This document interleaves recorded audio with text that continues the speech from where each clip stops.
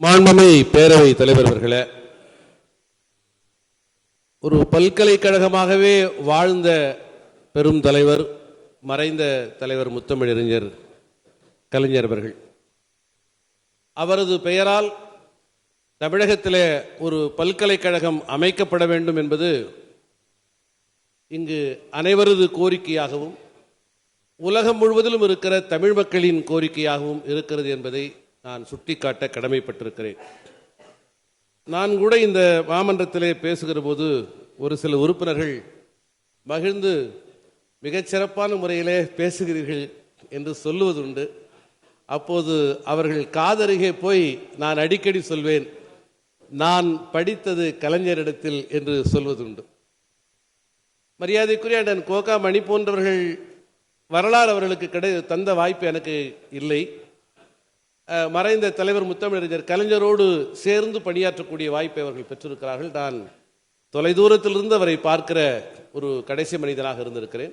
ஆனால் அவரோடு பேசாத நேரமில்லை. அவரது ஒவ்வொரு வார்த்தைகளும் வாழ்க்கையில் பெரும் மன அழுத்தத்தில் 2000 ஆண்டு கால வலிகளோடு இருந்த என்போன்றவர்களெல்லாம் இந்த மாமன்றத்திற்கு வருவதற்கு ஒரு நம்பிக்கை உருவாகி இருக்கிறது என்று சொன்னால் தலைவர் கலைஞர் அவர்களது சமூக நீதி அரசியலும் அவர் தந்த தன்னம்பிக்கையும் தான் என்பதை நான் இங்கே பணிவோடு சொல்ல கடமைப்பட்டிருக்கிறேன். வெற்றியை எவ்வாறு கையாள்வது என்பது குறித்தும் தோல்வியிலிருந்து எவ்வாறு பாடம் படித்துக் கொள்வது என்பது குறித்தும் வெற்றிக்கும் தோல்விக்கும் எந்த இடைவெளியும் இல்லாமல் இரண்டிலிருந்தும் தன்னை செதுக்கிக் கொள்கிற ஒரு பேராளுமையாக தலைவர் கலைஞர் அவர்கள் விளங்கி இருக்கிறார்கள். எனக்கு மாத்திரமல்ல, விடுதலை சிறுத்தைகள் கட்சியினுடைய தலைவர் முனைவர் மரியாதைக்குரிய அண்ணன் திருமா அவர்களுக்கும் ஒரு மகத்தான இன்ஸ்பிரேஷனாக, ஒரு மாபெரும் பேராசானாக மறைந்த தலைவர் முத்தமிழறிஞர் கலைஞர் அவர்கள் விளங்கி இருக்கிறார் என்பதை இந்த மாமன்றத்தில் மீண்டும் சொல்ல நான் கடமைப்பட்டிருக்கிறேன். மாண்புமிகு பேரவை தலைவர் அவர்களே, எனக்கு மேலிடுகிற வியப்பெல்லாம் அரசியல் களத்தில் சாதித்திருக்கிற தலைவர்களை நாம் பார்த்திருக்கிறோம். ஆனால் ஒரே தருணத்தில் அரசியல் களத்திலும் அதே சமயத்தில் பண்பாட்டு தளத்திலும் ஒரு மகத்தான சாதனையை செய்திருக்கிற ஒரு பெரும் தலைவராக நான் கலைஞர் அவர்களை பார்க்கிறேன். தமிழ் ஆண்டு, தமிழின் புத்தாண்டு என்ன என்கிற கேள்வி தமிழகத்திலே ஒரு விவாதத்திற்கு வந்தபோது, தை முதல் நாள் தான் தமிழ் புத்தாண்டு.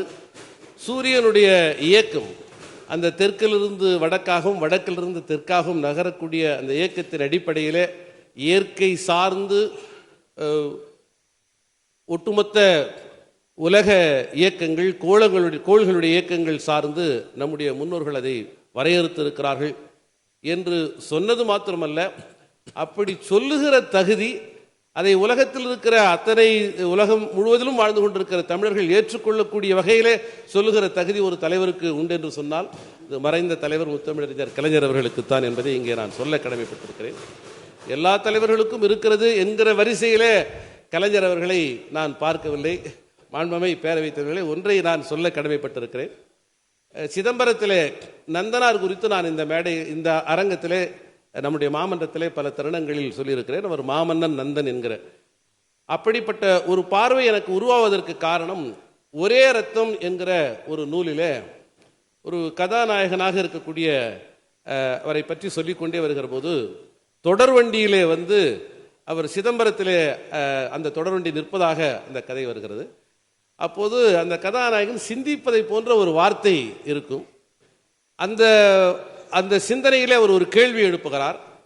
அந்த கேள்வியின் கனமான அந்த கேள்விக்கு இணையாக என்னுடைய 50 ஆண்டுகால வாழ்க்கையிலே 60 ஆண்டுகால வாழ்க்கையிலே நான் அவ்வளவு கனமான ஒரு கேள்வி இதுவரை எதிர்கொண்டதே இல்லை.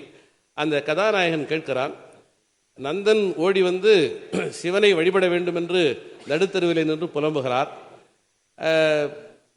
நந்தியை பார்த்து விலகினில் என்று சிவபெருமான் சொல்வதாக அந்த பெரிய புராணத்திலே இடம்பெறுகிறது. அந்த கதாநாயகன் எண்ணிக்கொள்கிறான், நந்தியை பார்த்து ஏன் விலகினில், சற்றே விலகிரும் பிள்ளாய் என்று சிவபெருமான் சொன்னார். நந்தா உள்ளே வா என்றல்லவா அவர் அழைத்திருக்க வேண்டும், நந்தியை ஏன் அவர் விலகிருக்க சொன்னார் என்கிற அந்த கேள்வி இருக்கிறதே, ஒரு 2000 ஆண்டுகால வலியை அதைவிட ஒரு சிறப்பான முறையில் ஒருவரால் புரிந்து கொள்ள முடியாது. அந்த சபால்டன் ஸ்டடிஸ் என்று ஆங்கிலத்தில் சொல்வார்கள். இன்று உலகம் முழுவதிலும் இருக்கிற மிக முக்கியமான ஸ்டடி என்பது விளிம்பு நிலை மக்களுடைய பார்வையில இருந்து பெரிய இலக்கியங்களை, வரலாற்றை பார்ப்பது என்பதுதான். அப்படிப்பட்ட ஒரு மகத்தான பார்வை கலைஞரிடத்தில் இருந்தது. ரிலவன்சி என்று சொல்லப்படுகிற போது பல தலைவர்கள் வாழ்ந்திருக்கிறார்கள்.